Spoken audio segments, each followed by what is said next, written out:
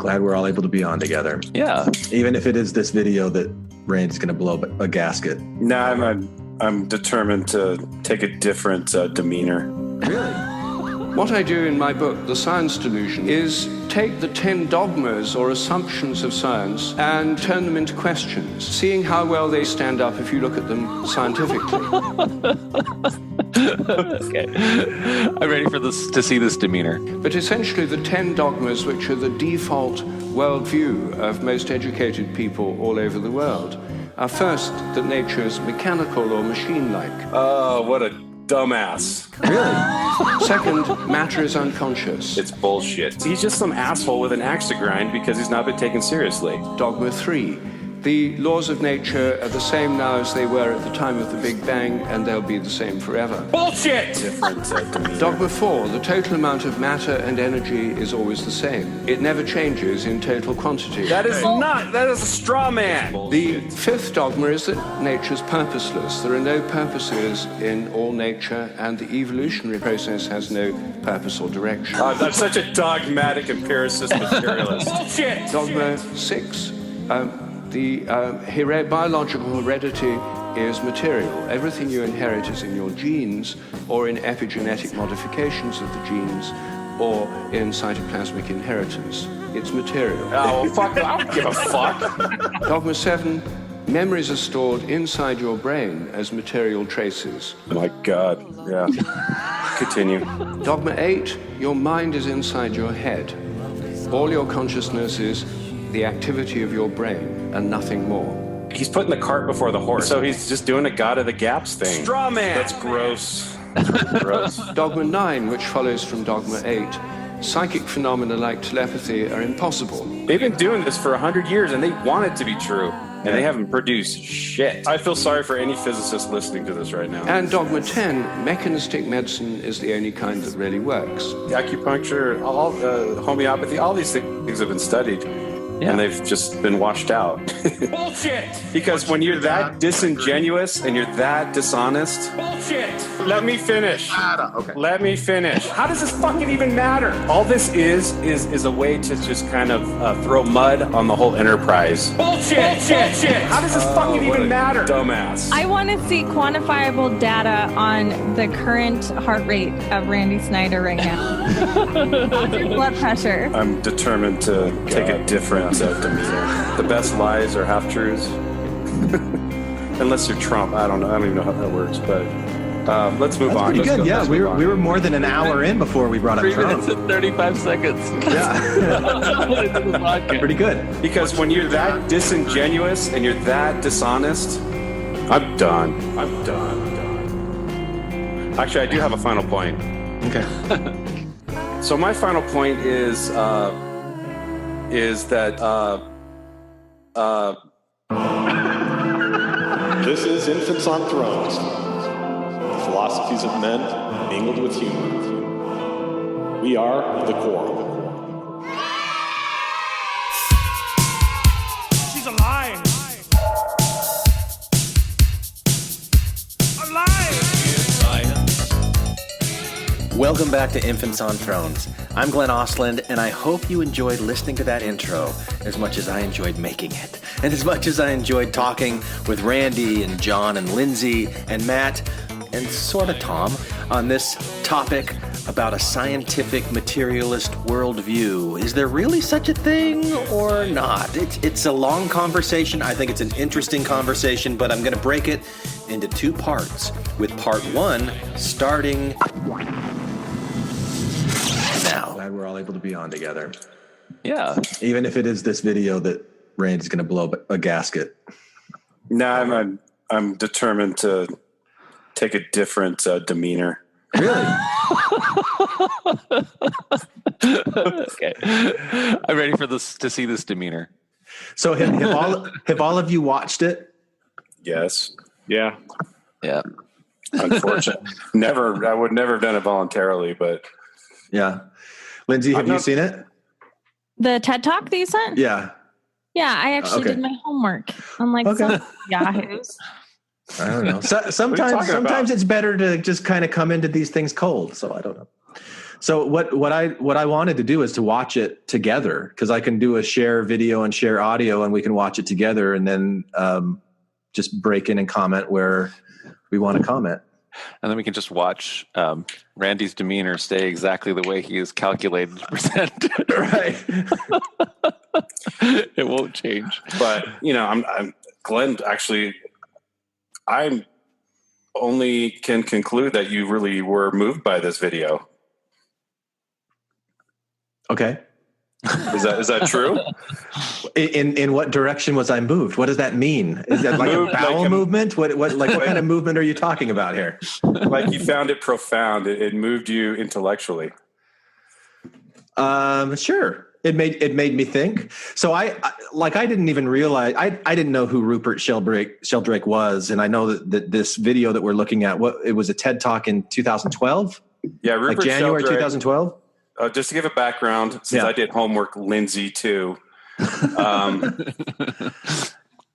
I was going to make a hashtag Me Too joke, but oh no. No, that would be sexist. Okay. That's Bob's job. That's getting edited out. Are we recording? Yeah. Hey, well, if what's his name, James Franco can wear a Time's Up pendant at the Golden Globes. Oh, what a dumbass James Franco is. Anyway, so Rupert Sheldrake, he's I think he. Okay, so my research wasn't super thorough, but I'm pretty sure. I know that he's a trained biochemist. I think it was at Cambridge, and it was a while ago. Yes. He's an older guy. Yeah. So he's a trained biochemist, but he kind of went off the rails around 1981 when he came out with his first book. And he's famous for two studies. What are the rails? Maybe we'll put a pin in that, and we can come back to what the rails actually are that he went off of. But because that intellectually moves me. Okay. Yeah, that was a very subjective statement, but I think grounded in reality. Empiricism. Yeah. I'm such a dogmatic empiricist materialist. Me and my dogma. Anyway, he's famous for two studies that are non-peer reviewed that he only published in his books for profit. One of them is that dogs are psychic, because he showed that dogs will wait by the door about the time that their owners start leaving work. So there's no way the dog could hear or smell or sense their owners coming home, but they go to the door and wait. And then he makes the leap that is dogs have ESP. That's not peer reviewed? No, okay. It is not. I would like to review that right now and say that's accurate. My dogs do that every single time I go. And it's because they have ESP. Ergo, they have ESP. Oh my gosh, it all makes sense now. Did they know that I hate them in the morning? Do they know that I loathe them and want them dead? Do you really feel that way about your dogs, Lindsay? No, I don't. Okay. But they Someone out there is like, sense that you're saying it, though. They know that you're thinking it now. Oh, is that how it works? Yes, they have ESP. I mean, it couldn't be that dogs have a sense of time just because, they're sentient animals. But maybe they like rectangles. Did you ever think of that? So No. so like I want to know what the control was in this study. Yeah, I don't really know that much about the study, but when I heard Rupert Sheldrake on Russell Brand's podcast Under the Skin, that's where I first heard about Rupert Sheldrake, and he was talking about things that would definitely make your blood boil in that. But he did bring up the dog study, and he said that they did it at random times. They did it where the owners were coming in different vehicles. Like they try to do controls to get around this, but I haven't looked at it. I don't know. Yeah, I didn't even know it wasn't peer reviewed. I just heard him talking about it on a podcast. It wasn't peer reviewed, and it's never been replicated.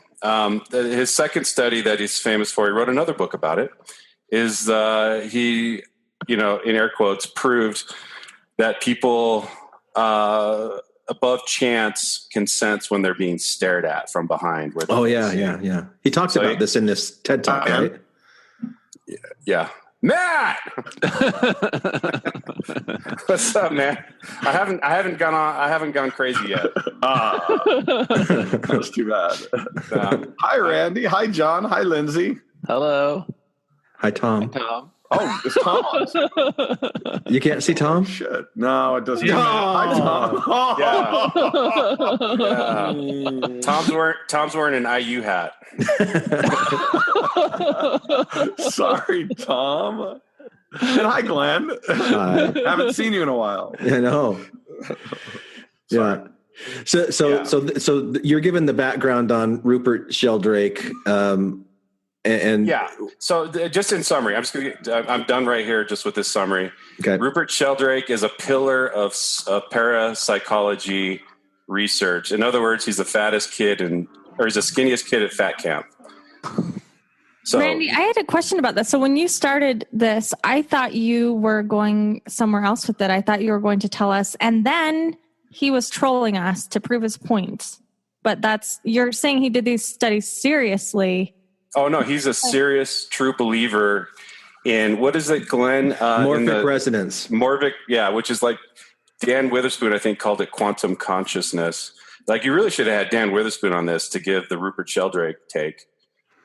See, I don't even know. I don't know enough about either Rupert Sheldrake or Dan Witherspoon to be able to make those connections. So well, I mean, I had the joy of having a conversation with him for 13 fucking hours. Yeah. Yeah. I had the joy of listening to 7 hours of that. So edit it down. Yeah, that's right.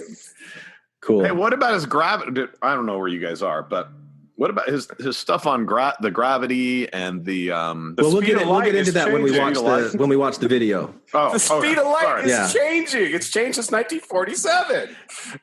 Yeah. We'll get to that. So this video that we're reviewing, it was recorded, I think it was January 2012, as part of a TED talk that he was invited to. The theme was challenging paradigms. Clarification, it was a TEDx talk. So back in 2013, all right.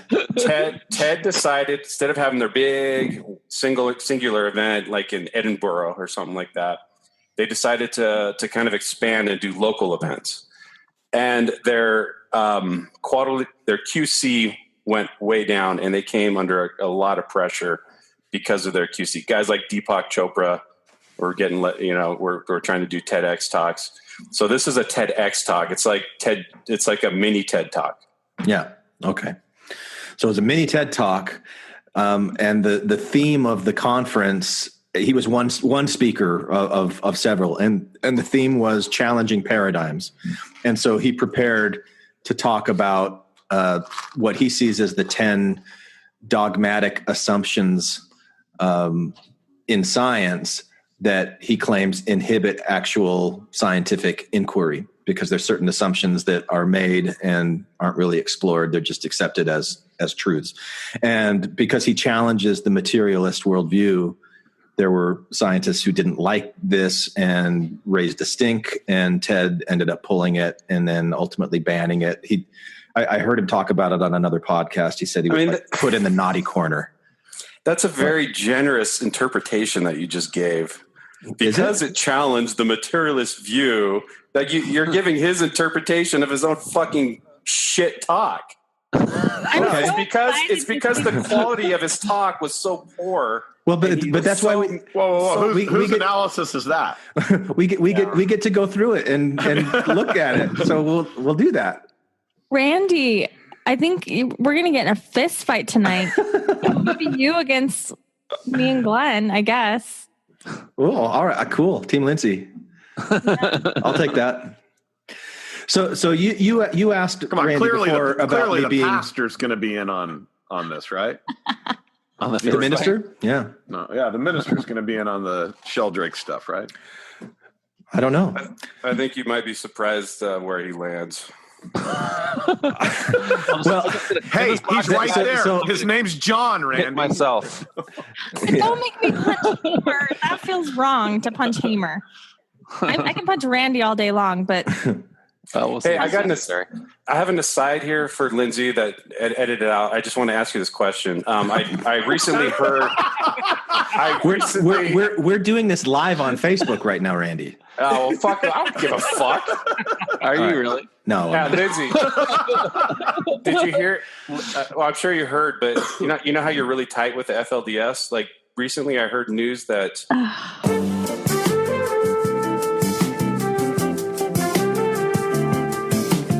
So the thing that I wanted to say, you asked early on, Randy, if I was moved by this, and I don't know exactly what you mean by that. I think I do, but I don't really know.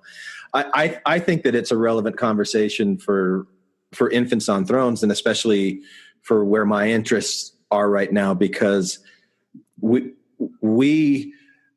even John, but just at a much earlier age, like broke out of the system of Mormonism. Like we all grew up to a certain extent being indoctrinated by Mormon beliefs, where the things that we believed, we didn't even view it as a belief. We viewed it as truth. And these were just our truths. And so our Mormon dogma defined our world. And so the idea that having broken out of that, there are times where people say, oh, well, you've just substituted one religion for another, and now science is your religion. And we've talked about things like that before. So it's that question, and it's exploring that question. Is there any validity to that or not, that I'm interested in? And it's why this moves me. And I just find it interesting that he would say that there are these 10 dogmatic assumptions of science. And I want to talk about them and see what you guys think about what he's saying. I mean, my first problem is with that is that's a false equivalency. Mormonism is proudly dogmatic. They acknowledge that they're dogmatic. They have a central dogma that they protect doggedly. And I'm the only one that found that funny. No, Tom's shaking his head. That's a dad joke. Found it funny. No, it was a dad joke. It's a dad joke. Come on. God, I'm middle-aged now. I got to move over so I can see Tom's facial expressions, because he plays poker like not a good poker player. He plays poker like not a very good poker player. Yeah, so the reason why I say it's a false equivalency is that, and Sheldrake is no different than any other like spiritual religious person. He's making a positive claim. Like he's making a positive claim without being able to back it up with any evidence. Whereas the materialist worldview, as far as, it's specifically in things like the brain, it's just like the default position, because that's where all the evidence points right now, and it hasn't been falsified. So it's not, there's no positive claim here. And that's why I take exception to him and to other religious people going, well, you just substituted one dogmatic religion for another. It's bullshit. Okay. That doesn't mean that there isn't like really black and white thinking, unsophisticated atheists, of course. Well, just like there are in any group. Can you say, Randy, like, I get what you're saying, and I actually agree with that point. But I found this TED Talk actually a little bit less nuanced than, I didn't read his book, but I read a lot of reviews about his book. And what I felt like he was saying is it's not that you're replacing religion with science or vice versa. It's that you're using the same tools and ways to think about it. You're using religious ways to think about science and call it science or whatever, and vice versa. And that's how I interpreted it. Not that he was saying they're the exact same thing, but we think about them the same way. I just think he totally misrepresents how science works in the scientific community. And I think most scientists agree with me. Well, but he's not talking about scientists. He's talking about how people approach science. And I took that as, he's not saying the scientific community does this. He's saying that the general public. Am I wrong about that? Well, I think he is. I think he is actually talking also though about scientists. So he's criticizing scientists, and he's actually specifically saying that if his thing were to go through, there would be a renaissance of science, right? So he actually, I think, is talking about about that for scientists. I wanted to chime in and say, I think that we are all misusing this word religious. Yeah. Because again, I don't think that that's also properly defined here at all. So right. I have famously made the claim that I think that everybody is equally religious as every other person. It's just a matter of what do we mean, because the word doesn't mean anything. Right. So what does the word mean? So I was just on a Facebook thread. There was somebody asked definition of spirituality and religion, and it spun off and it proved the point that John just made is these terms are understood in many cases by the person who's uttering them based on the definition they've applied in that instance. Yeah. Well, but there has to be. You have to acknowledge, John, that there are people, whether they are saying Yahweh is God or Jehovah, if you're Jehovah's Witness, is God. Pistachio nut. Barbecue it. Or Elohim, if you're Mormon. Red pistachio nut. Boil it. Or Allah. Natural, all natural, white pistachio nut. Bake it, saute it. There's shrimp kebabs. Yahweh, those are people making a metaphysical positive claim. Macadamia nut, that was the one that would send her into going crazy. Or if you're Deepak Chopra, he's making a positive claim that the universe itself is intelligent and has purpose. Sure. So there's all kinds of, yes, that definitely people are going to have, like, let's say a big picture, in that case, what you're talking about, like, I guess, is a theology, right? Because you're making a big picture where you're saying you're describing panentheism, right? So where there is a life force within the entire universe, or a consciousness within the universe. It's either pantheism or panentheism. But anyway, depending on how you're defining it. But I'm saying that regardless of whether you have some kind of a high theory theology or philosophy, high theories are the best theories, by the way. Yeah, but there is then also everything that you actually do and value in all of your deep sets, in all of the the Disney movie with all the different arguments that are going on inside of you, and some of those values come out when it shows like what you actually do. So you may well have as your big theory, which I would you could say is your philosophy or your religion or however you want to call it, which is like that everything is determined, and you can have that whether you're a Calvinist and you think that you're ascribing it all to a very anthropomorphized God that has a plan and a thought and has actually predetermined everything that you're going to do, or you can be a determinist by being an entirely a radical materialist who thinks that everything that you do is absolutely determined both by your genes and then also the environment that you found yourself in, and so that there's no free will from that end.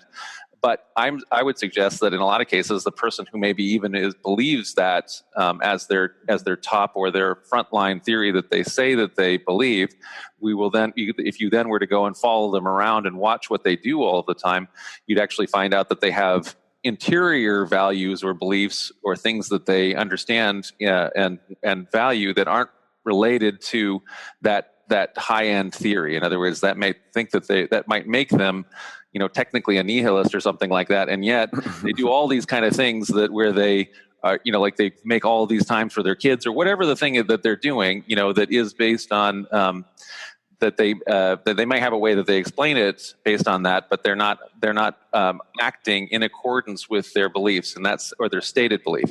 In that same exact way, Mormons may well have all these very particular stated beliefs about how their religion works, and yet act hypocritically, or they sin all the time, or they do all these things that are not in accordance with what they state their beliefs are. So I'm just saying that we all have ways that we picture or envision, or where we explain what things that we believe at the moment, whether they're dogmatic or not. That's a difference, certainly. And then we also have ways that we act which betray what our actual values are.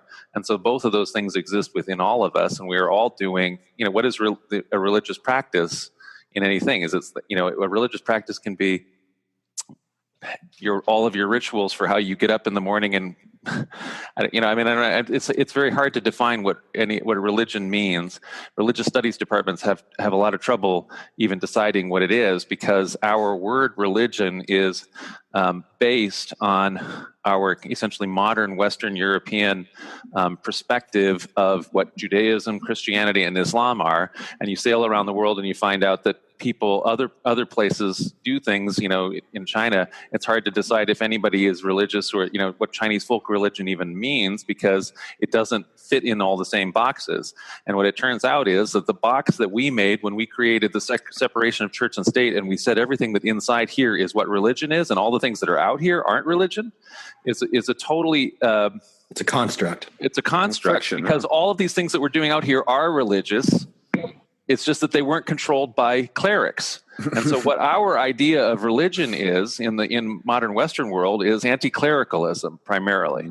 And so where we are worried about the church as a historical institution and all the things that were historically dependent on it, as opposed to all of the other religious things that people do outside of that, like, for example, things that are historically entirely religious, like, let's say, sports games.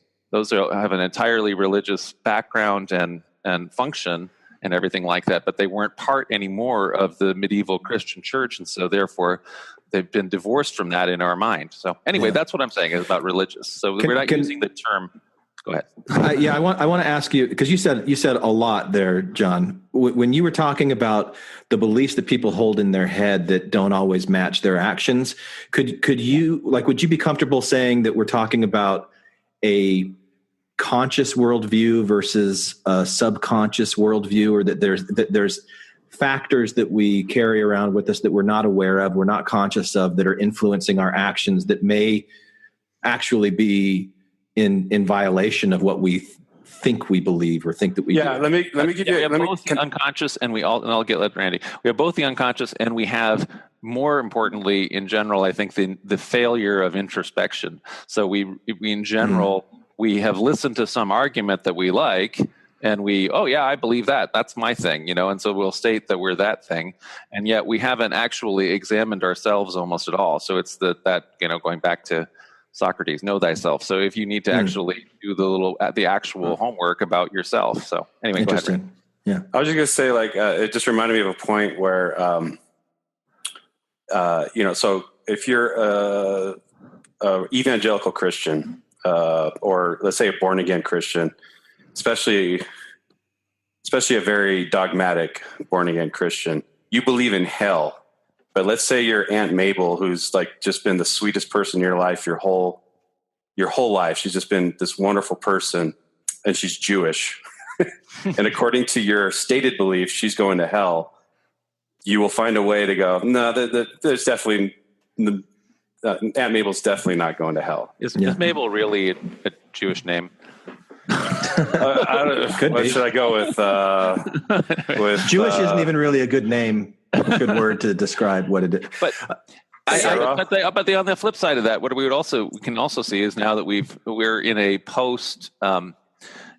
post organized religious evangelical world, as we've seen with the whole Trump era, which is to say all of these people who don't actually go to church, and if you listen to the surveys of them, they had been evangelicals, they maybe even identify themselves as evangelicals, but there's all these different things that they're no longer doing, and yet they still have all of the so like in the one of the arguments, going back to the Enlightenment, is if we could just kill off this demon of religion, which I would describe as a construct that is based on being anti-clerical. But anyway, if we could just kill it off, then all the people that would come out would be liberated. But actually what ends up happening is they've come out and they have exactly the same bigotry and biases and everything like that as they had when they were inside the institution. And on the other hand, even the ones that are coming out on the left, they also they also then revert to a very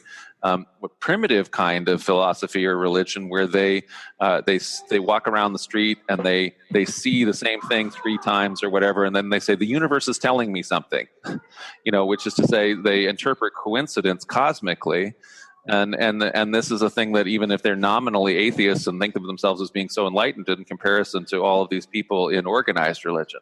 And so I think that the problem with where we're at is that we have, by creating an artificial boogeyman of religion, and where there are lots of organized religions like the Mormon Church, which are absolutely committed to doing horrible things and are doing a net evil in the world, that there, nevertheless, it's not, if we just killed that thing, it doesn't actually have any, it doesn't do anything. It's not actually. So I think that we've been fighting. If you were on the side of, the Enlightenment and the scientific empiricists or whatever in this, they've been fighting this battle for several centuries with the particular boogeyman, and that killing it turns out isn't going to actually work. Is my prediction based on the history. That's what I'm saying. Yeah, and I'm going to back up what Hamer says. I think this speaks to what I felt was like his larger point, which is how we think about this. Because the majority of my day, and probably all of your days on social media, is spent arguing with armchair scientists who, whatever the issue is, everyone acts like we know we know the science. And even talking to some of my friends who are scientists, it's not the same. And me with a brain that's not scientific, like doesn't work like a scientist, I try to apply all of the different constructs and worldviews to understanding the science and understanding the data as best I can. But let's not pretend that people don't bastardize science all the time too, in the very same ways that they do with religious thinking. To me, I think it's a thinking problem. I agree with John. I think that we've just decided to point the finger at religion, and there are plenty of things that should be talked about there. But I think that the issue is how we think about things. Right, and it becomes a form of a straw man, because we always, when we talk about religious, you go to the fundamentalists or some of the extremes of born again, and as John very eloquently pointed out. Well done, John. It was fun to listen to. You start expanding it to, well, what about the Buddhist who has ritual, has some form, but has a particular approach? Does the same thing apply to them? Maybe, but maybe not to the same degree. So let's start watching the video. So we can get to that. We can talk about some of the halfway through the video. Some of this. Well, maybe we can get all the way through it together, and talk about specific claims that Sheldrake is making and have discussions about those. So let me share my screen here. Ooh, the band talk. Oh, he's so impressed.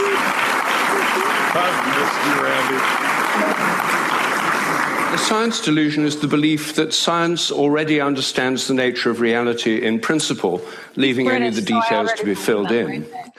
Yeah, I when I was listening to the Russell Brand podcast with him on, I was listening with my girls in the car, and they're like, he sounds like Shere Khan. We love him. That's right, Randy. Don't put the bird in the camera. This guy is British. He is legit. Yeah. He's so science. Smart. We already so's Andrew Wakefield. But right. Like the first thing that he says is the science delusion. I mean, and that's such it's a God delusion. Right. It's such it's so such clever. A like fuck like, you to Richard Dawkins thing. Like, but it's a terrible way to start off if you're really trying to make friends. So he's definitely not trying to make friends. This is a very widespread belief in our society. Well, and even when you use the word belief with scientists, they go nuts, right, Randy? I mean, we all believe stuff. Yeah, but when I've talked to you about like things that you believe, you're like, it's not the same. It's a false equivalency. The beliefs in no. Like, okay, I'm misrepresenting, misremembering. Then the problem with the word belief is it's so equivocated so often. So it's like this cloud of a word that you can't grasp onto. So just continue. All right, here we go. It's the kind of belief system of people who say, I don't believe in God, I believe in science. It's a belief system which has now been spread to the entire world. But there's a conflict in the heart of science between science as a method of inquiry based on reason, evidence, hypothesis, and collective investigation, and science as a belief system or a worldview. And unfortunately, the worldview aspect of science has come to inhibit and constrict the free inquiry, which is the very lifeblood of the scientific endeavor. We should stop there, right? Yeah. Yeah. So what is that claim? What is he just claiming? He's saying that that scientists are basically already have come to conclusions, which is hilarious because that's exactly what he does. Is he has this conclusion, and that he doesn't have backed up. See, and I didn't hear him. I didn't hear him talking about scientists. He said it constricted the free inquiry into science. But what is the it? What is the it that's constricting things? The belief system. Yeah. So he's talking about a belief system or a scientific worldview. He says science as a system of inquiry. That's what scientists are doing, right? Yeah. And that's the process of science. And then he says that then it also has given rise to a scientific worldview, the belief system, which is that's not particularly a crazy claim or anything like that. Right. Not at all. But essentially that the scientific worldview or belief system, that's what we would say is popularly held. And so in other words, like Lindsay was saying, well, I'm not maybe scientifically minded, or I'm not a physicist, certainly myself, but I, will listen to what other, how physicists have written things, and I largely accept that on the fact that they've specialized in that. So that means that I bought into that as a layman, and so then that would be therefore that worldview. But then the next phrase that he then, after having set that up, then the next thing that he says is, and that has the worldview part of it, the belief system. In other words, the popular understanding. In other words, of the result. Would you say consensus? So in other words, that there was a process of scientists that science are doing that led to a scientific worldview that regular people hold, and then that though is then now that has become a dogma. I think is what he's kind of saying is which prevents the scientists from doing open inquiry because we already have the worldview. I don't know. That's how I read. Again, to back up what I'm saying, I think this is the way that we approach it because. For example, when I was doing this, I was reading about failed science experiments because I was just trying to see if it applied, this particular topic applied. And I think it's true in the sense that the way that data that is measured is probably this empirical truth, but it's the way that we interpret data and view data that is different. And there was an example that was used. Most scientists who are in physics understand that there's this common trope amongst them that conventional superconductors only have a maximum transition temperature of let me look it up. It's 30 to 40 K. But this limit that they all assume isn't actually real. It's not measurable, and it's been proved wrong by scientists. But when most scientists approach... It was proved wrong by who? By scientists. Yeah, it's a process. Right, it's a process. But and so, Randy, I'm not. This is what I'm saying. This is a false debate because it's not about science versus religion, and that's, no, it's not about science versus religion. What the problem I have with this is he's actually making some valid points about how sometimes you need a paradigm shift. Especially in specific fields of science, for progress to happen. A lot of times, scientists will make a joke. We need a certain generation of scientists to die off before we can move forward because they hold. So there's a legitimate complaint here, but knowing who Sheldrake is, he's the wrong messenger. He's the wrong messenger. Yes, he's got. I like he's what got he his says. own personal I don't agenda. like who's saying it. No, that's not, dude. That is not what I'm saying. Because the problem not is at that. all. If the fuel here that he's putting the second in the car half or whatever, or the rest of his talk justifies it. Anyway, go ahead, John. Sorry. No, I was but just he going to say he's affirming the scientific method. That's what he comes out right away and says. Oh, he's the process of inquiry, the process that the scientific method is what we should be trying to follow in every aspect, right? And in every field, and continue to do that. But he's condemning the entire enterprise simply because they don't take his bullshit seriously. But I don't hear him condemning an enterprise. I hear him identifying a worldview and saying that this worldview can inhibit scientific inquiry, and he's going to go into what each one of these 10 dogmas are. Oh my God. Yeah. 10. We haven't got to 1. Okay. Well, let's go. Here we go. The late 19th century, science has been conducted under the aspect of a belief system or worldview, which is essentially that of materialism, philosophical materialism.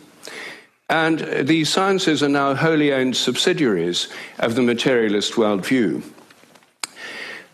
I think that as we break out of it, the sciences will be regenerated. What I do in my book, The Science Delusion, which is called Science Set Free in the United States, is take the 10 dogmas or assumptions of science and turn them into questions, seeing how well they stand up if you look at them scientifically. Now that methodology that he's saying right there, he's saying that there's 10 main assumptions or dogmas, and if you turn those into questions and you ask questions and you say, I want to try to scientifically demonstrate that these assumptions are correct, he's saying that they can't be proven. That's how I'm hearing that. Is that how you guys take what he's saying? Yeah. No, I mean, yeah. Well, let's apply the inquiry. Let's apply. Let's take the scientific method to each one of these 10 assumptions and see if they hold up. See if this materialist worldview that he's talking about here can withstand scientific scrutiny and not just be based on assumptions that we're all accepting because this is the primary worldview. How does having a materialist worldview affect, like if you're just doing a specific study on a specific part of the brain, you're just gathering data. So like he's putting the cart before the horse. Like he's saying it's as if scientists that are studying the brain, because they have a materialist worldview, that's somehow influencing how they're going to conduct their study. They just conduct their study and then they look around at what all the other scientists in the same field are doing, and they just make a conclusion. Well, I mean, every study that's ever been done, if you mess with this part of the brain, it fundamentally changes the personality. If you mess with this part of the brain, it clearly, everything that we've seen so far just leads to something that has been falsified. But he's saying, no, they start their experiment going, the world, it's a material world, and I'm only going to do my research in this way. I don't know how having a materialist worldview affects how you do a specific study. Well, I think it kind of comes up in some of the examples that he gives, and we could explore this question further. What were you going to say, Lindsay?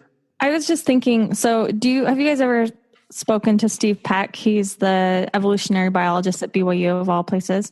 Yes. But he's actually a really brilliant scientist. He's a friend on Facebook. Yeah, no, he's great. He's the best human being on this planet, but I can say that empirically. So we talked about this. And didn't he write A Short Stay in Hell? Yeah, he writes really like crazy fiction that like asks really philosophical questions. He's brilliant.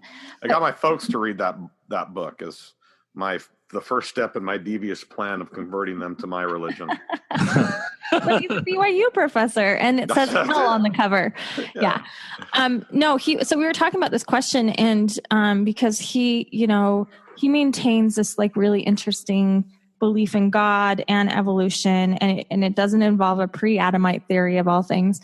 And he says like how he approaches a scientific method is, the beautiful thing about it is it's not empirical because it always continues to change and find the flaws. It's self-correcting. And so that's how I took this point too, which is if scientists come in saying, I'm going to ask question A and get to question B, that's one like open way to do it. But if they're saying, I am asking question A and getting to destination B, that's a problem, because if you think, science has now proved A, B, or C, well, the scientific method has built it in to find the flaws of those things over and over and over again. And so that's what I thought his critique was. Don't just go in and say, like, science has solved it. We've got it all figured out. He was saying, no, science actually allows for us to continually learn and self-correct. Right, and self-correct. Okay. So wait, every scientist would tell you that. Every scientist. Right. So like, aren't they in agreement here? On the Mormon perspective, I want to make the point that Mormons theologically are radical materialists anyway. And in fact, actually, because of this, I think that that actually not understanding what materialism is or what is not materialism in the same way, it's very hard, I think, normally for Mormons to even understand like the grace works debate, because there's no grace at all in you're so into works that there's no way to even know what crazy Lutherans are talking about with grace. In that same way, I think that this idea of materialism, because Joseph Smith, for example, said that that spirits are matter, right. So that's in the Doctrine and Covenants. They're just they're right. Finer. Are very fine, and that God is therefore very fleshy and material, and that it's just a being like all the rest of us, and that everything is therefore all happening in a kind of a physical, what we might like think of as a science fiction or magical realm, where things are happening in kind of superpowers. But within our physical material realm is where all of this, including ghosts and spirits and all this kind of thing, it makes the entire worldview already entirely in the material worldview, whereas the opposite of materialism is not, and unlike the guy here we're going to get to, believing in ghosts and spirits and ESP, which is all within materialism, like with Mormonism. It's the opposite of the material world is the ideal world, which is just the world of ideas and things like that. And so there is, I think, a very important critique of materialism, but it shouldn't. The problem with it is going to be, I think, in this talk is it's not in the physical sciences that's the problem. It's when the physical scientists are really getting to the humanities, and we're worrying about, why are we all miserable as people now? Why aren't we, these kind of questions, and applying materialism that's where the critique actually is valuable. But here it's, again, where this is a problem with the messenger. So I'm really glad you brought that up, John, because to make Socrates happy, if I'm going to know myself and understand my own biases, recognizing that Mormonism has a very unique take on what materialism is, that has absolutely influenced the way that I still see the world. So I was over at Matt's house a couple nights ago, and Matt and Chris and I were talking about these kinds of things about materialism and dualism and explaining that. And I was saying how I see the materialistic world, and it's exactly what you were talking about with Joseph Smith. So that must be where it came from. That's why it's ingrained in me so much. So it's really valuable that you said that. Well, and I can recognize that bias in myself. Deep conversations where you're like trying to grasp this completely unpinned downable place that I seem to inhabit as far as Mormons are concerned, right?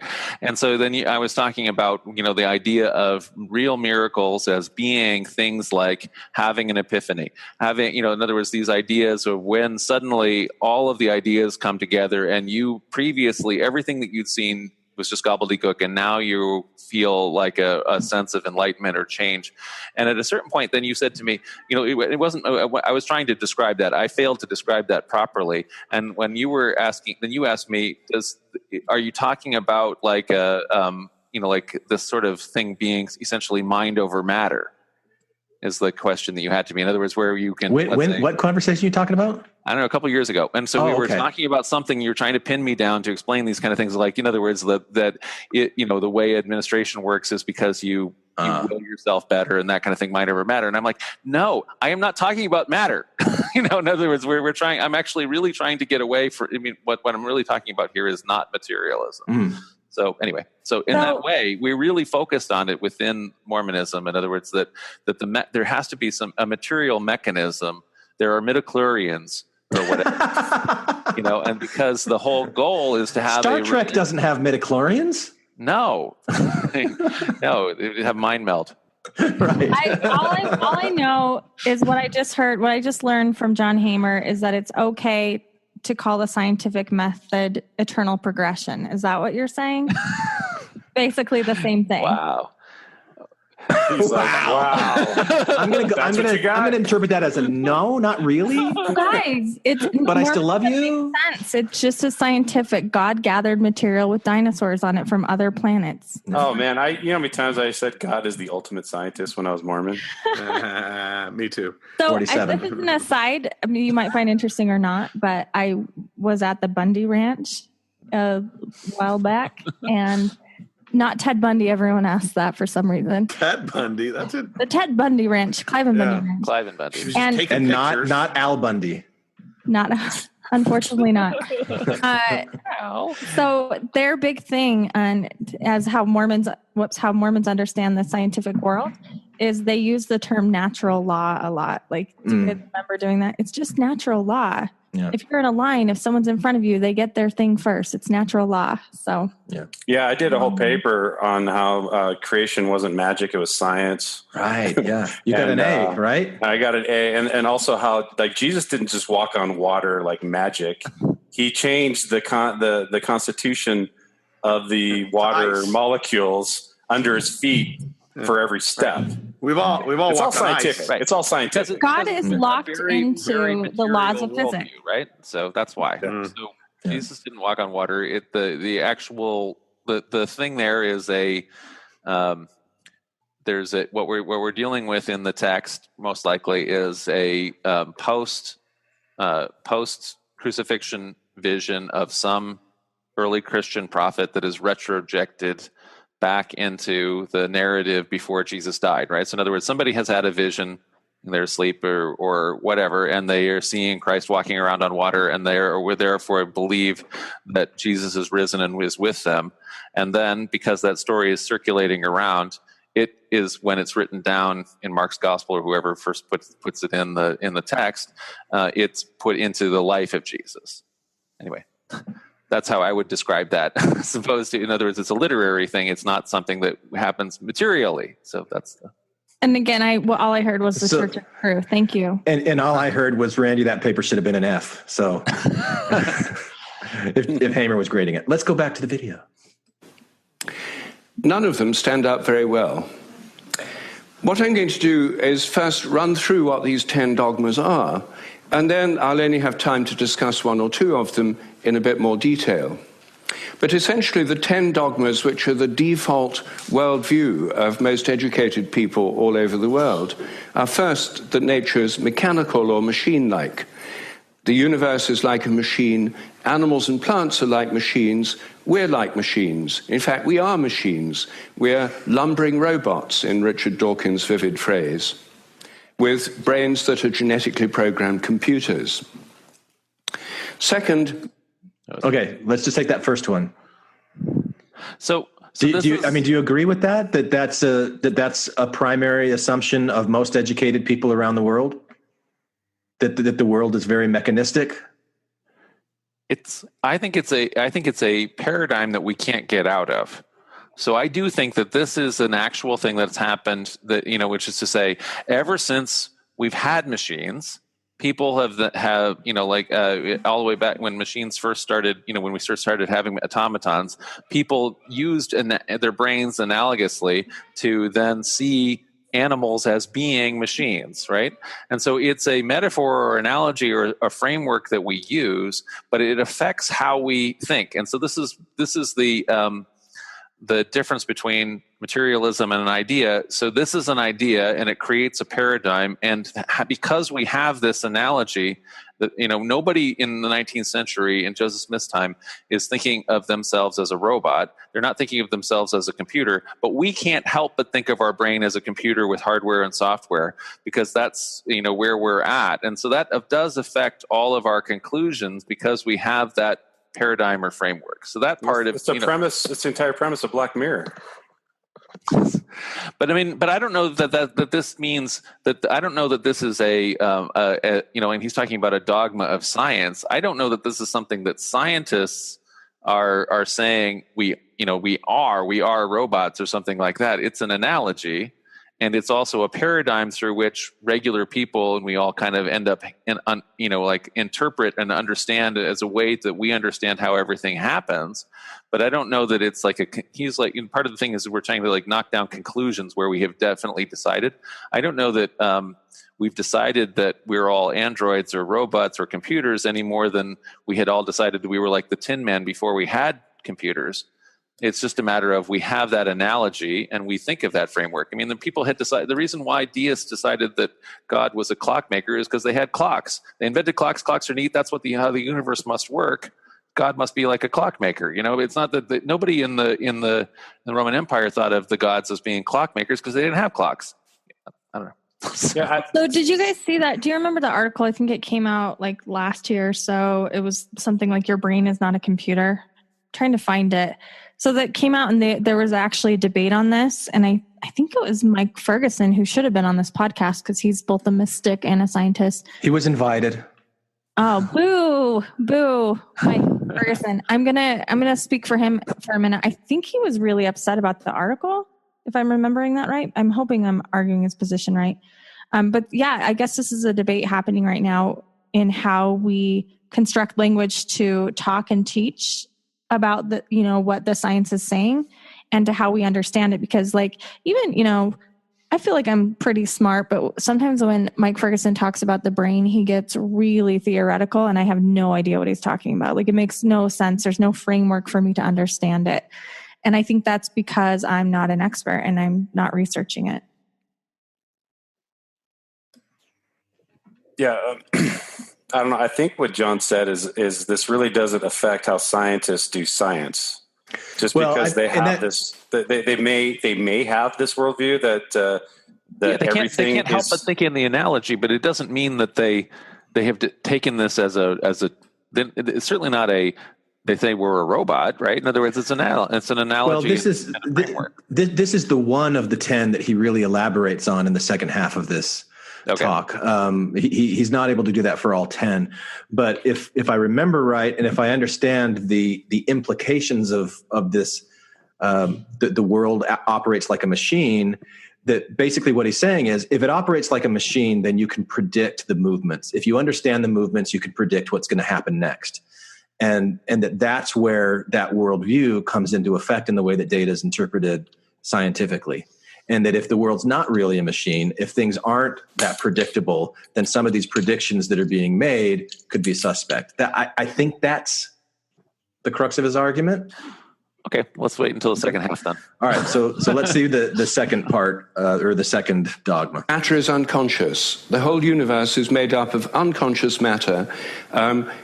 There's no consciousness in stars, in galaxies, in planets, in animals, in plants, and there ought not to be any in us either, if this theory is true. So a lot of the philosophy of mind over the last 100 years is trying to prove that we're not really conscious at all. Yeah, right. This is one of his cheap rhetorical tricks. He makes a non sequitur argument here. What do you mean by that? It doesn't follow. And just to score a rhetorical point to get a couple of chuckles in the fucking crowd. He's saying that if it's true that everything is materialistic, that the universe is unconscious, then the logical conclusion to that argument is that humans are not conscious. And that all their work is to prove that we're not conscious. And how absurd is that? Well, that piece of it, yeah, I can see what you're saying. But I think if you're just looking at what his initial claim is, that it's a major assumption of science that matter is not conscious, we would all agree with that, right? I guess matter can't form consciousness. We just don't understand it. And so he's just doing a God of the gaps thing.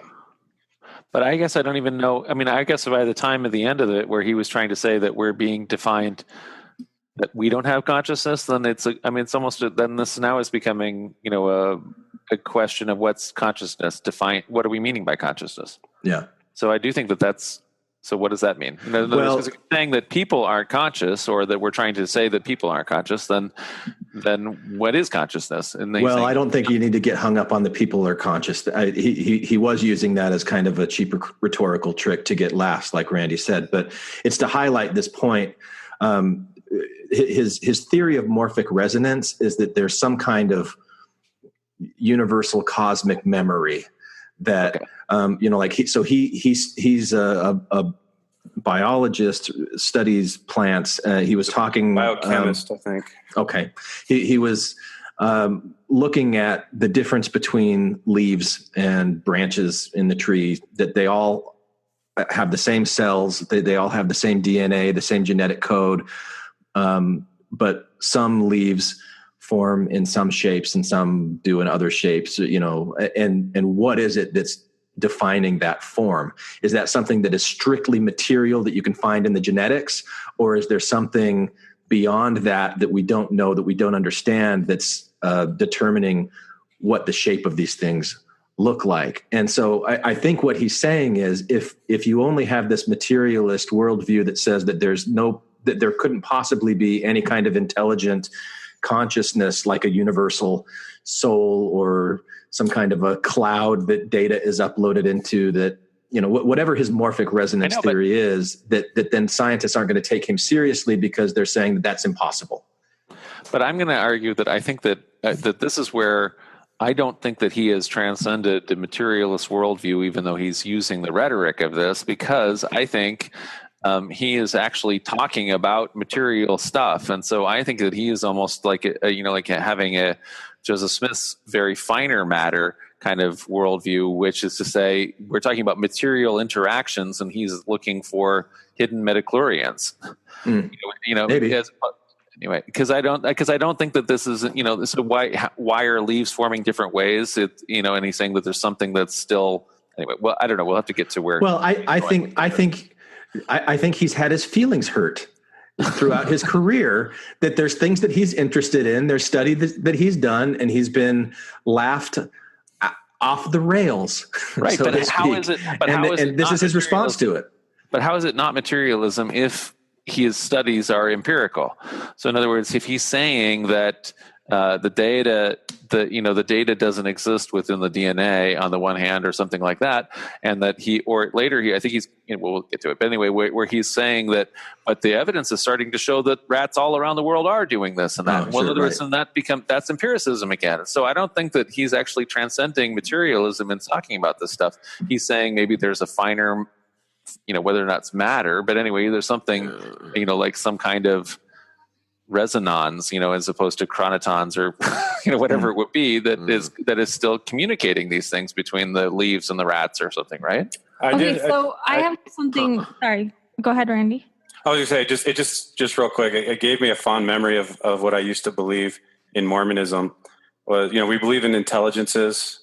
And I was also told that there's lower forms of intelligence than human, all the way down to rocks and blades of grass and everything. And that's how, even blades of grass will get resurrected.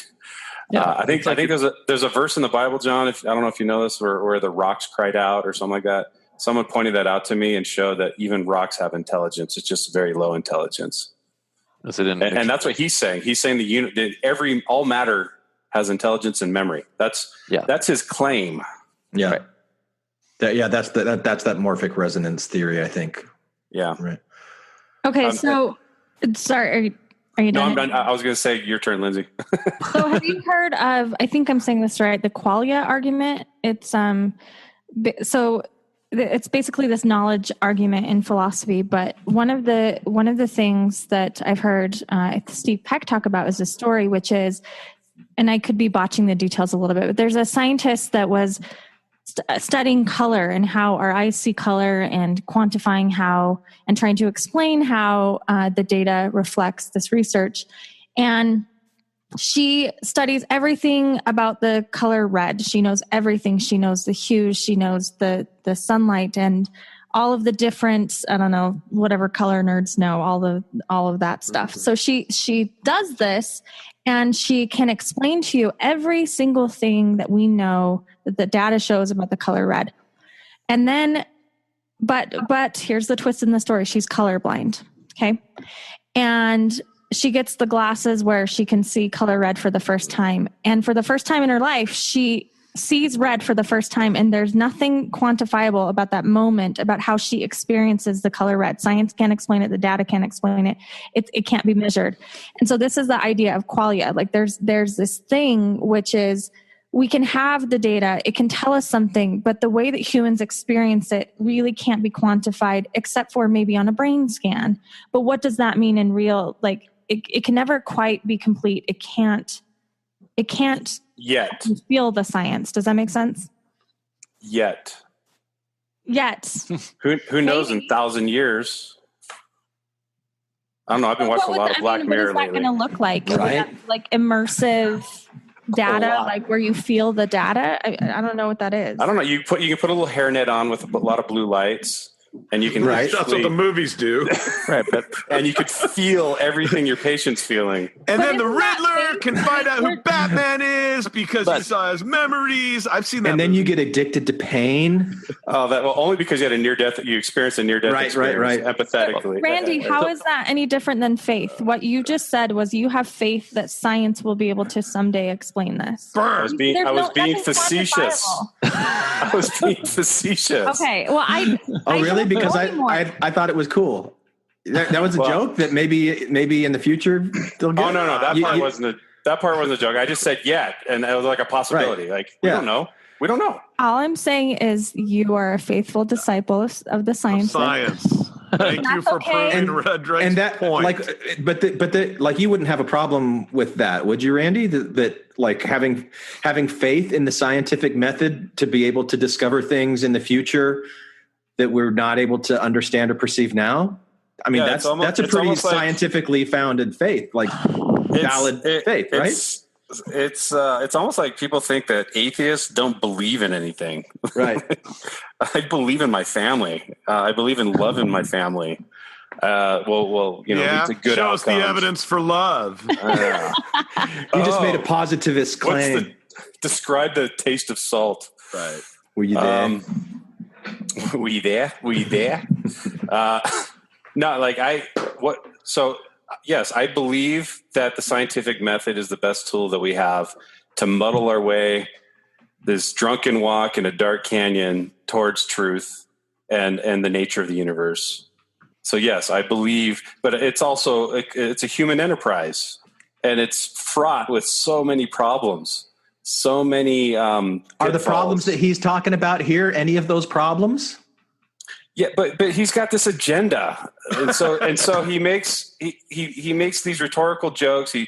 I got to agree with you. Like I hate the laughter in this, because the laughter in this is such like superiority. It's so smug. Same shit that happens I hate it. Dawkins and Harris get up and they do the but we don't believe it. I mean, everybody and the ex-Mormons do it to the Mormons, and right. Yeah, but I find it offensive if Dawkins or Hitchens were making a really low-hanging fruit critique of religion and acting like it applied to all Christians, and then getting a big laughter from that.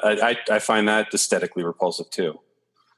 So anyway, I agree with you. Tom, I have a picture of Richard Dawkins over my bed that I fall asleep to every night. And I think, I'm so glad I don't go to church anymore. Good night, Brother Dawkins. So much smarter than everybody else. That's gross. Gross. No offense. Tom, would you be mad at me if I asked you what you're thinking about this whole conversation up to this point? Not a whole lot. Continue. Meaning you wouldn't be a whole lot mad at me? Is that what you're saying? Or you just don't really have many thoughts about what we're talking about? Yeah, either way, it's fine. All right. Well, and yet he's here. I'm glad you're here. All right. So let's move on with the next point. So the matter's unconscious, then the laws of nature are fixed. This is dogma 3. The laws of nature are the same now as they were at the time of the Big Bang, and they'll be the same forever. Not just the laws, but the constants of nature are fixed, which is why they're called constants. Dogma 4. Okay. As far as dogma 3 goes, he gets into it more later, where he's a lot more. Yeah. So let's put a pin in that one, because that one really cracks me up. Okay. But he's right, though, right? That is one of the assumptions of a materialist worldview. For good reason. Okay, I'm not saying that it's a bad reason or a good reason or not. Just like, can we say that this really is? It's because that's how it works out in every. A physicist hearing that, regardless of who's saying pulling their fucking hair out. A physicist listening to that. Okay. All right. The fourth one. Total amount of matter and energy is always the same. It never changes in total quantity, except at the moment of the Big Bang, when it all sprang into existence from nowhere in a single instant. Bullshit! That is a straw man. I want to see quantifiable data on the current heart rate of Randy Snyder right now. How's your blood pressure? He has a straw man. He says it came from nothing. No, the singularity was something. It didn't come from nothing. And there's all kinds of theories like, rebounding and collapsing and rebounding, collapsing and rebounding. I think yeah, he's pandering, I think, to a religious thinking crowd in that. Like, it's like this idea like, oh, the universe came from nothing. Ha ha ha ha. But like, if you think about what he's saying, like he's saying that he's talking about the balance of matter and antimatter. What exactly is he talking about here? There's always a balance of energy and matter. That it's constant. There's no change. But even if you go from a singularity of a Big Bang, there have been things that have been added to this universe. It's not that every single thing that's in the universe right now was in that singularity and it just expanded. Like there's been growth and new things that came from it, right? Yeah, but it would be from conversion from existing energy or matter. Right. But so it's not that, I mean, so we have all kinds of new and more complex forms of matter. So then in the original, we don't have all of the more complex elements. They don't exist until much, much later, right? But and the number of I don't know the details, but anyway, so there's way more dark matter now, but that's kind of whatever it is. In other words, things are changing, but it's the overall mass is the same, right? Yes, I think that. Yeah, you're right. And yeah, okay. The size or whatever is expanding, and I think that the newest. The newest studies and everything like that are that it is not actually going to contract again. It's going to continue to expand, right. And the expansion actually is actually accelerating. Yeah. And there's no reason properties of dark matter. Right. There's no reason to believe that because it's not only accelerating. I mean, it's not only expanding. It's expanding at an accelerated rate. Right. So there's no reason based on what we know now, and we don't know a hell of a lot less, than what we know, but it doesn't mean what we don't know is so much. Was that? But it doesn't mean that it came from nothing, which he said. No, it did not come from nothing. That's a straw man argument. I'm giving you guys this one because I think like he is relying on his audience to not know anything about like even just the depth that you went in with all the different theories about a flat universe or whatever. Most people don't know that stuff, and so what we do know is.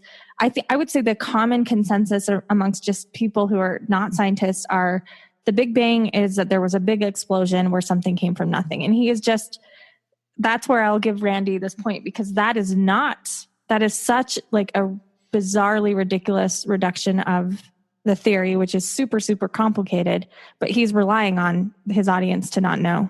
Well, and that puts into question him as the messenger, Matt. You're talking about. I agree with that. I have a problem.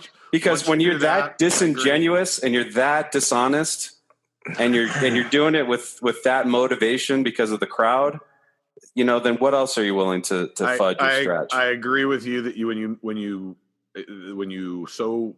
But presumably, what he's going for here is trying to say that like there's more matter or more energy is being added, or what is the goal of this particular one that he's throwing up? Is it just to say that we believe weird things, or is it to say does he actually want to have more matter and energy in the universe being added? I took it to say more the and it's also the religious argument of but what was before the Big Bang? We don't know that. There's a gap. Kind of there's a gap here, and you can't explain that. That's what I interpreted.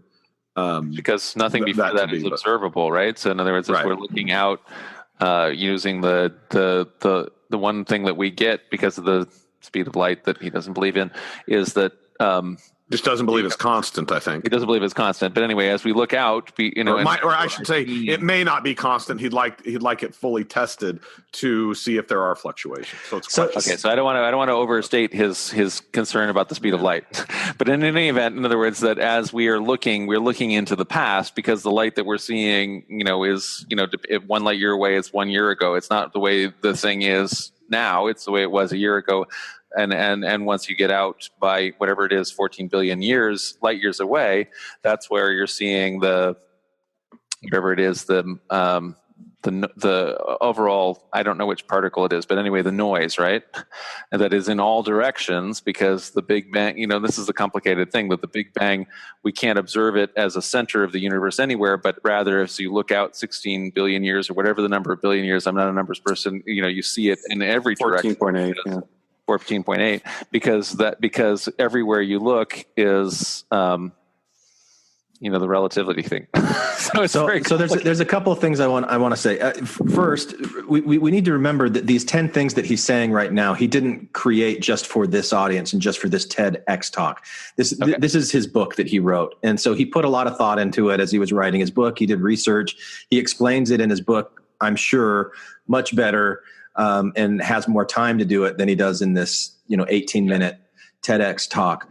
And then the other thing is, and I think this goes back to why I really don't like the laughter. And what happens is that he makes a claim, but then immediately there's a value, like there's a judgment value on that claim that then makes you have to choose a side. And like, if you can just look at the claim, that going back to what he's saying is that there are assumptions of a materialist worldview that if you turn these statements into questions, you can't really test them very well. So if he's saying that there's an assumption that the ratio of matter is always constant, going back to the Big Bang, what's that? Or in balance? No, the amount, because the amount of matter and energy, not the ratio between matter and energy, because that's been changing, but the total amount of matter and energy. Okay. So whatever his claim is, which I'm not remembering specifically, I don't think is that there's anything wrong with what he's saying. He's saying that this is not something that we can really test for. It's just an assumption that's being made. Randy says it's a very valid assumption. Okay. Well, that's a very positivist statement that you made there. How do you back that up scientifically with all the data? With all of the data, but that like the data that we have is this little teeny tiny drop of what we've been able to observe with our limited senses in the limited time that we've been here compared with the entirety of the universe and these 14.8 billion years. We can't really prove it. But this is where it gets into the judgment thing that we're like arguing about stuff. We don't need to argue about it. We can just say, yes, it is an assumption. No, it's not an assumption. The idea that the total amount of matter and energy in the universe is been constant or something like that isn't an assumption any more than like Randy was even saying, up until 10 years ago, it wasn't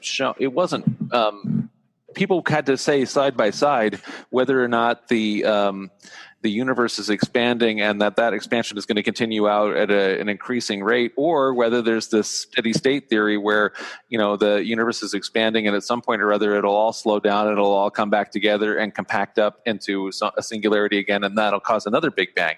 And so people liked that other theory because it really makes a lot more sense just in a natural sense. The expanding and contracting theory? Yeah. Right. In other words, the idea that, okay, well, at least it started from somewhere, it'll happen from end somewhere. And then there's a beginning and an end kind of thing. A chiasmus, really. So we used to have this thing which was a perfect cycle. In other words, it doesn't actually have a beginning or an end, because it just, we have a point and an end, and then it happens again and again and again. Now what we have is a ray, if like in geometry, which is to say we start at a point and then the line just keeps going.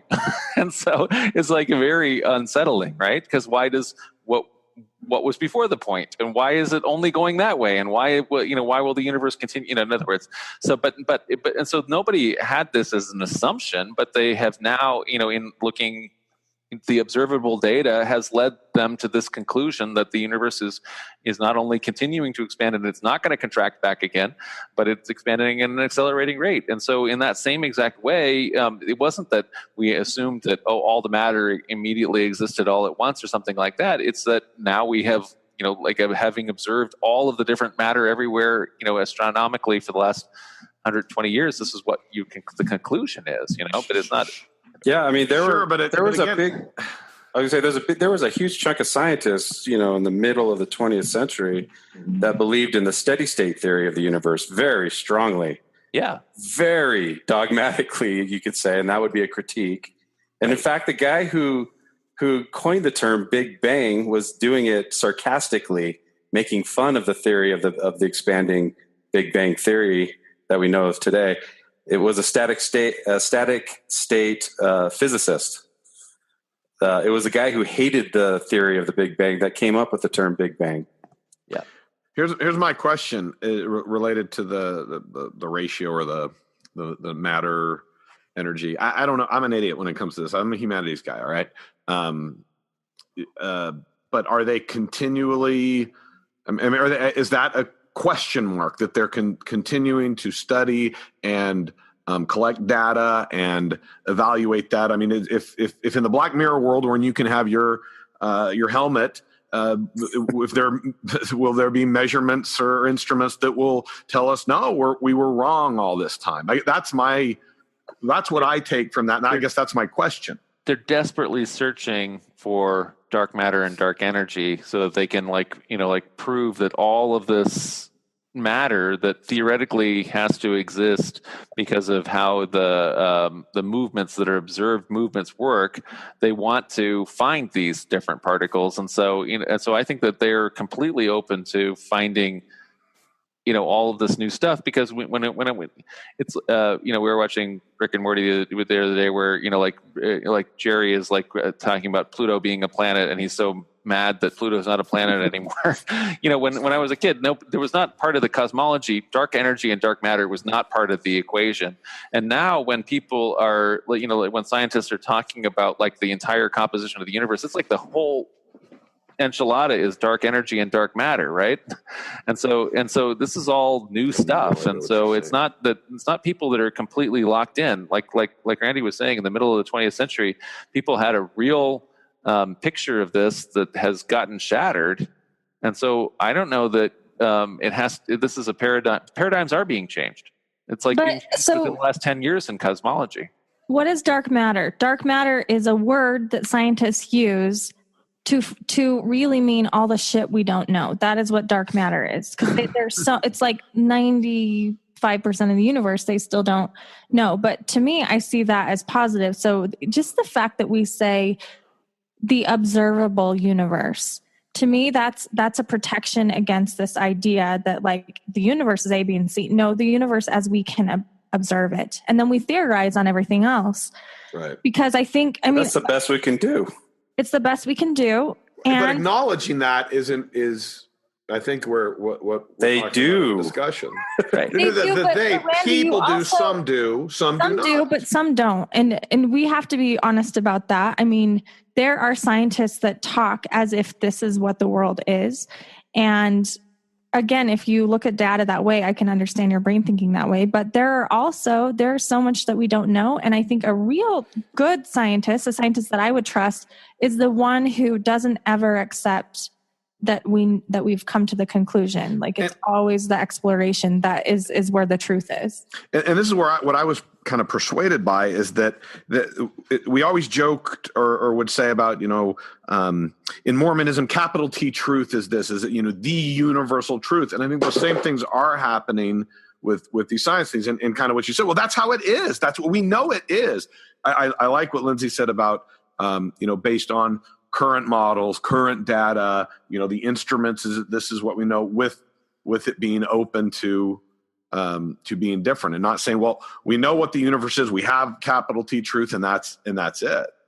And that's why, can I talk about the Bundys again for a minute? Wait, which no, no, you're not doing that. You're acting like that because Okay, every physicist wants to win the Nobel Prize. That's the pinnacle of any physicist's career. Like, if you can win the Nobel Prize, if they could find something that nobody else saw, they're going to win the Nobel Prize. The person who discovered gravitational waves 10 years ago, nobody even knew that was a thing. They're discovering new things all the time. Higgs boson. They're discovering new things all the time because they're open. I think we're saying the same thing. Well, let's make sure we're open. But I think they are, because they want to win the fucking Nobel Prize. I'm saying what's the conflict between what Lindsay just said, which is 95% of the universe is unknowable or not unknowable, but unknown, at least at this point. It's unobservable. Okay. Unobservable, but you can observe the effects. But you observe the effects, so something is there doing something. The reason why galaxies are moving the way they are, the reason why galaxies form in clusters, is because of the presence of aliens. No, it's because of the presence of dark matter. So in other words, but we're not debating that. What we're saying is we're saying the same thing. You're just explaining it in a way that is different than what I'm explaining, which is, we don't have the data. We'll say it that way. We don't have the data on a lot of things, and that's why science continues, and that's the beauty of it. We're gonna need Tom to kind of. Well, we have indirect. Set us straight. We don't have direct evidence. We can't directly observe. We have indirect stuff, like John said. Okay. But to me, go ahead. Well, this goes back to the thing of the Bundy thing that I was going to say. So I'm sitting in a room with one of the Bundys, and he is telling me about this idea of why he gets to be on his property, because it's first come, first served. And he uses this natural law. And that was the example that he used. He said, Lindsay, it's just natural law, as if his definition of natural law is science. And he's like, if I'm at a lunch counter with my tray and the person in front of me, they're going to get their food first. That's natural law. And to him, natural law is logic. It's science. To him, that makes sense. And in my mind, I'm like, wow, that's a really Western way to think. Like, why does it have to be a lunch counter? What if there's a different method of distribution? What if you were all like at a potluck or something? And he wasn't the first human being, or his ancestors weren't the first human being on that land. Yeah, he wasn't even first come. Discussion that we can talk about later. But I mean, in his mind, it's science because the data reflects it. And that is also what humans do. And science can measure that this is how human brains think and this is how they learn. And so I think the bottom line for me is, like, the scientific method doesn't make human beings immune from that. It protects against it in ways other things don't. But as we can see with science that has changed, I mean, this Bundy position is perfectly logical if your worldview and your data only backs up that conclusion. But there is more data and other ways of looking at it. And I think that that's all we're trying to say. We're not trying to say that, like, science is wrong or scientists are idiots or anything like that. But also that, let's be honest, and the history has shown that there are scientists that go in and have biases that can compromise their work. And they usually get supposed to protect. Randy, you said that he gave the theory. He gave the history of the steady state theory, right? In other words, so that's what I'm saying. Scientists say that they need to have a whole generation of older scientists that have kind of bought into the existing paradigm. They have to go so that the new people can challenge their paradigm and have that move on. That certainly happens all the time. I mean, we have, like, in the Mormon context, Michael Coe, in his long book, Breaking the Mayan Code, the reason why it took so long to decipher Mayan is because the first generation of European Mayanists, had all of these just completely outrageous, ethnically bigoted images about the Mayans, about it not being real language and all this kind of thing. And so because it took 40 years of strong personalities, prevented that from being deciphered as a legitimate language, So that happens all the time, in kind of scientists. I mean, but that's human, because humanity, figures in, right? Well, so isn't that, I mean, in line with what I saw this speaker in the TED Talk, he was trying to do in a sort of really redundant, overarching way. Like, that's the point that I thought he was making. The point he's making is nobody's taking my wild theories seriously, and it's because they are dogmatic and rigid-minded, and they can't see the beauty of my theories. And that feels like a good place to end part one. So this is where I'm going to end it. Part 2 will be coming soon. We've got some more essays that have come in. Listener essays have come in. If you're thinking about doing it, please do it. Send it in to us. Our email address, infantsonthrones@gmail.com. And we'll start that listener essay contest soon. Thanks again. And part 2 coming soon. Yeah. Hi, this is Aaron Tennell from Flagstaff, Arizona. And I like to kill all the zombies inside of my TV while I listen to Infants on Thrones. You can comment on this episode on the website, infantsonthrones.com. And if you really like what you hear, give the Quorum a 5-star rating and write a short review on iTunes. I did. Y aquí le toca la oración final. Thank you for listening to Infants on Thrones. Infants on Thrones.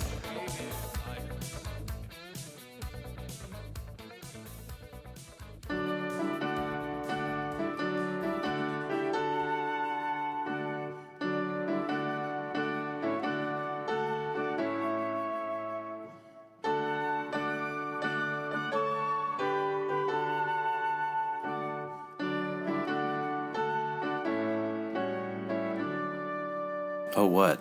You're still here? Oh, it's because of the whole January 16th LDS press conference thing where the Mormon Church announced the new prophet, President Nell. You want to hear an Infants on Thrones parody? Okay, all right. All right, so that's why you stuck around. You want to hear it. Ready? I don't Brothers and sisters, we have a new prophet. He's a good prophet. How great they are. Just like all the other prophets. Around and true. Sorry, but always reliable. Always delicious. There we go. We mocked it. Woohoo! Infants on Throne did it again.